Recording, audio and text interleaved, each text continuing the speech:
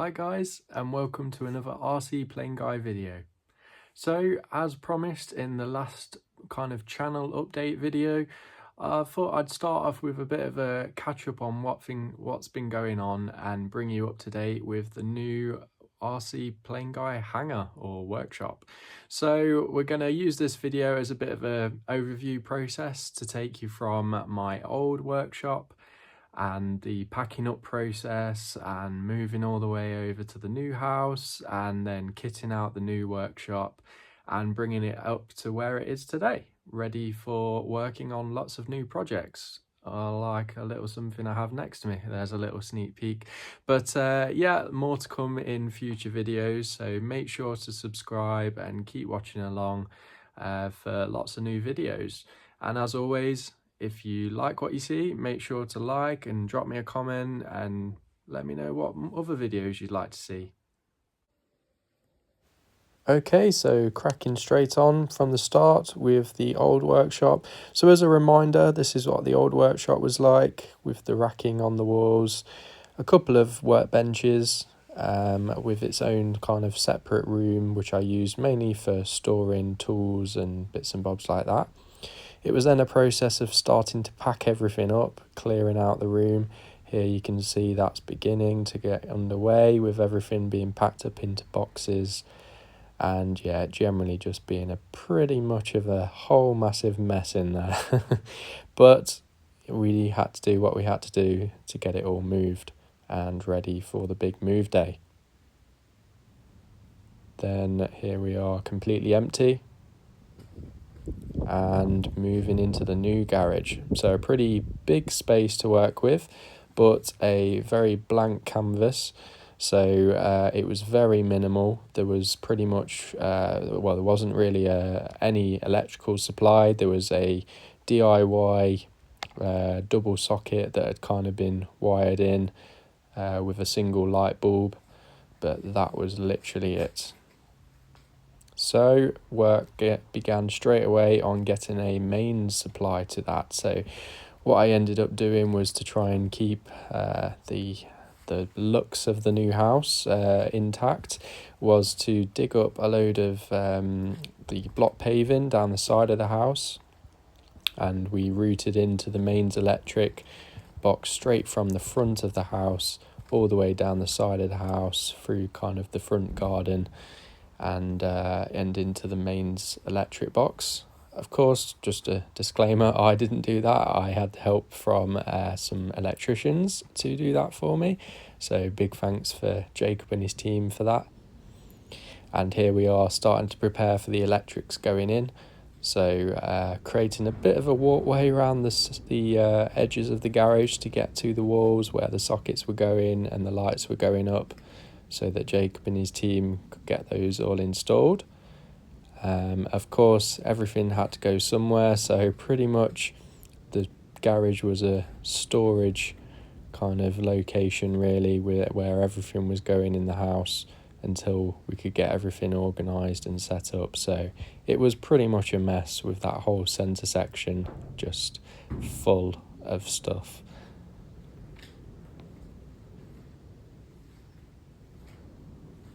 As you can see, the garage is all very basic, but lots of potential for growth, with the beams above that I was planning to use for storing.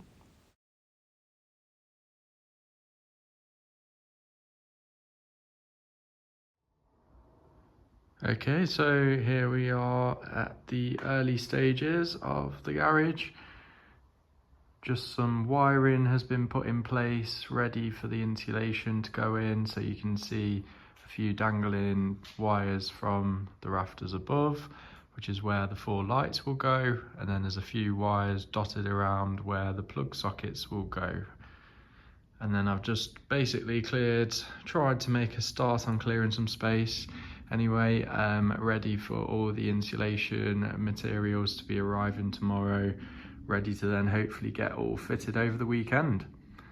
And the plan is to insulate all the walls and all those roof rafters up the top there, creating a nice big space and hopefully a good insulated space.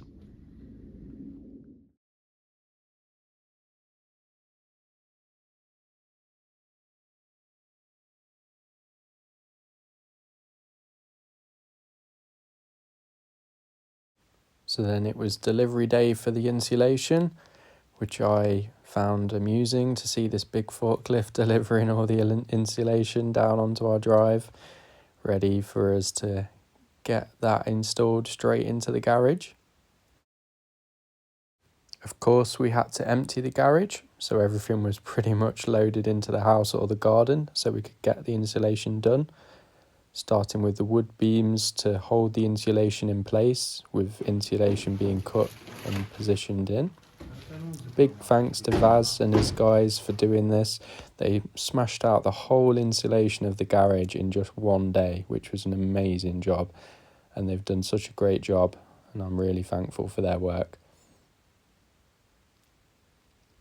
Wood panels covered the whole space all over on the walls to give an extra layer of insulation, and also acted as something that I could fix things to, such as my model racking, shelves, or whatever I needed to do, and also allowed me the chance to paint them to make it a little bit more appealing on the eye than just the bare wood. All of the electrics were pulled through for the electric sockets to go into the walls, ready for Jacob and his team to come back and finish off, and painting began. So now we're a bit further along and we're having some paint on the walls. So I'm just getting through painting some of these boards white, and then I'll also be following up with these brick panels or pillars in between that'll also be all painted white.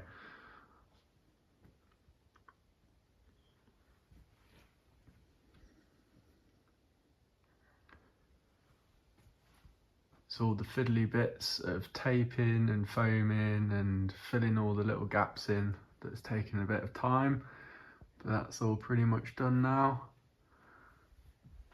I'm just adding some final bits of insulation just to plug some gaps along the top there where we have vents in the soffits outside, so it's letting quite a draft in, so I'm bunging those up with more insulation.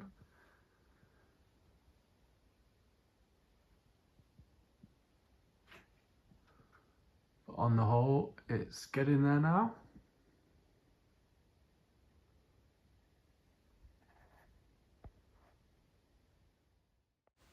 So then it was on to the next step, which was the flooring. So first emptying the whole garage, and then moving on to a membrane flooring to protect of any damp coming through. Then made use of old carpet out of the house, because we replaced all our carpet in the house with the underlay and then top layer of carpet to fill the garage, and then installing the racking for the models to go on. And this is a little bit of a progress update at the end of the day of the carpet going in. The walls were painted, the carpet was down, started getting some models on the racking, filling a few of the shelves, and things were starting to feel really good and moving in the right direction.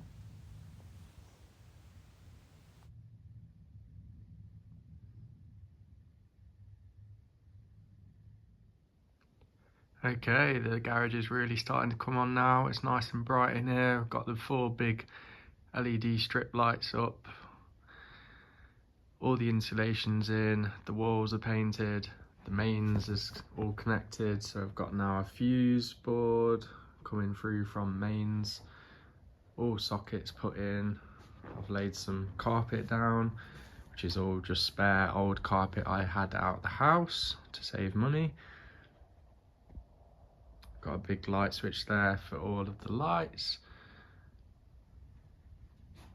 And now I can start putting everything back into place. So I've got the benches there at the minute. I can start filling up the walls with all the racking, the shelves, and then over to the important part, the tools and all the models. So I've got all the racking back on place now, props on one side and jets on the other.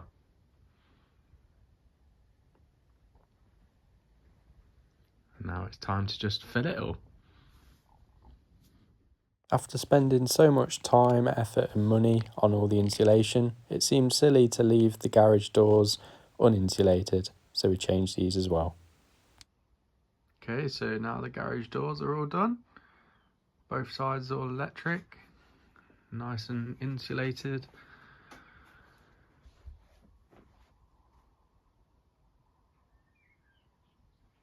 And then we've got all the, start to kit out the room now with everything, getting the workbenches all set up.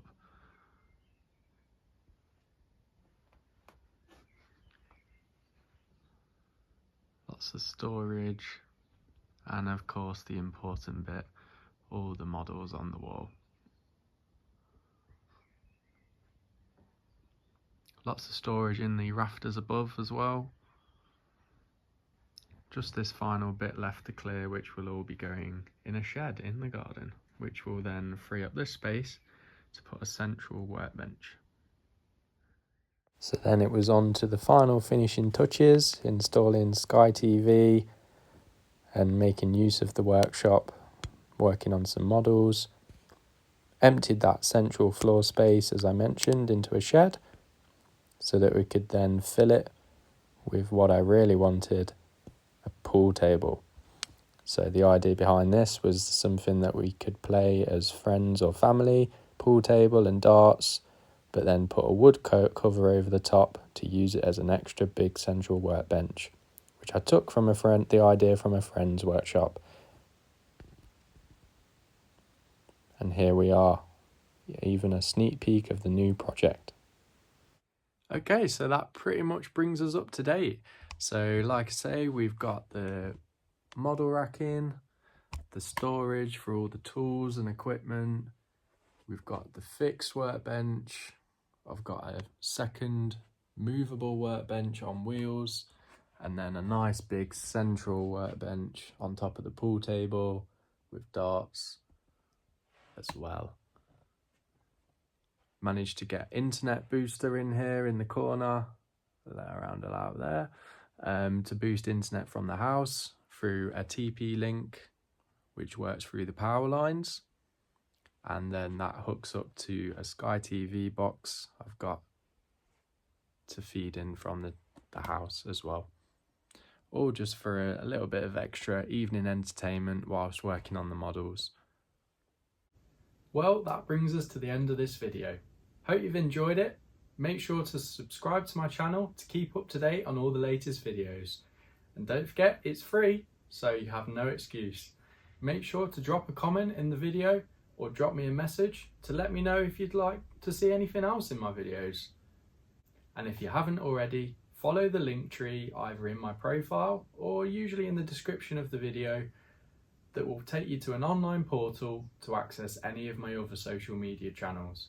I post a lot on Instagram, Facebook, TikTok, whatever it may be that you're on, I'm on it. So go on and follow it.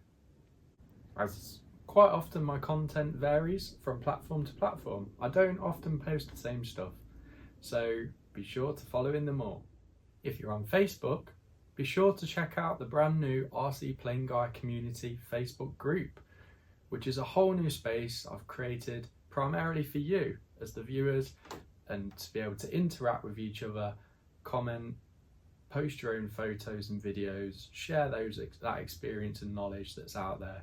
I know there's so many different aspects of the hobby out there, and it's great to see everyone enjoying it and showcasing it for yourselves. So make sure you join the group and post some content, because it's great to see, and I really want to build that into a great place